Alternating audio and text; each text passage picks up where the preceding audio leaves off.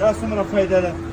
دا الوګان دي، دا دی که پاکستان کې داسې 4 کیلو کېښو که نه، 4 کیلو الوګان واخله او دا انډې واخله او ګاډي کې کېنه او ښه په ارام لاړ شه. دا سویزرلینډ دی، خو خلک دلته غلا نه کوي. دلته نه سړی شته نه دوکاندار شته، څوک هم نشته. بس دا زما په کار و، دا زه اخلم. دا باکس پروت دی، دا باکس کې پیسې واچوه او ته کور ته لاړ شه. اوس زما انډې په کار دي، الوګان مې په کار دي او دا پی مې په کار دي. دا زه اخلم، د دې پیسې اوس ورکوم، د هغه مې ستاسو په مخ کې ورکړي او لوبه ختمه. دا به واخلم او کور ته به روان شم.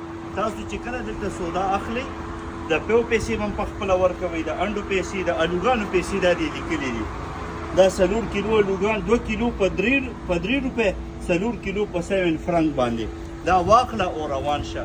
دلته خلک پیسې هم په ایماندارۍ سره ورکوي او خلک ټوله سودا په خپله باندې اخلي. دې ته